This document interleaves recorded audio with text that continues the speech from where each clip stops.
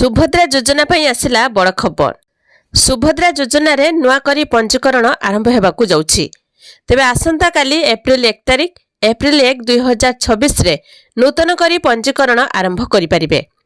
तो उपमुख्यमंत्री प्रभाती परिड़ा एने सूचना दैछंती जे अधिक संख्यक योग्य हिताधिकारी को एई योजना रे शामिल करबाकू प्रयास करा जाउछि। एही आवेदन प्रक्रिया 1 एप्रिल 30 तारिख पर्यंत चलिबो। एई योजनार आवेदन करबाकू महिलांकर बयस 1/4/2026 सुधा 21 वर्षरू 60 वर्ष मध्य हेबा आवश्यक।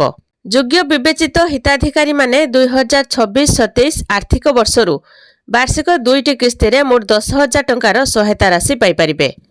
जो महिला मानकर बयस 1 एप्रिल 2026 सुधा 21 वर्षरू 60 वर्ष मध्य होईछि सेमाने एथिपाई आवेदन करि परिबे। आसंता काली एप्रिल 1 तारिख एई दिन ठारू आपण माने एई सुभद्रा योजना रे नुआ करी पंजीकरण आरंभ करि परिबे।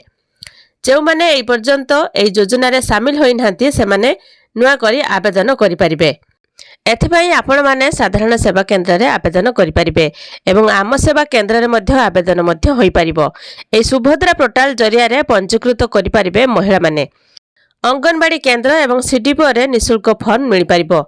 तेबे एप्रिल 1 तारिख सुभद्रा योजना रे पंजीकरण आरंभ होउछि। जेउ महिला मानकर बयस 21 रु 60 वर्ष होई जाइछि सेमाने एई योजना रे आवेदन करि परिबे, जाकि वार्षिक 10,000 टंका पाइबे योग्य हिताधिकारी। आवेदन करि नथिले भी आवेदन करि परिबे एई महिला माने।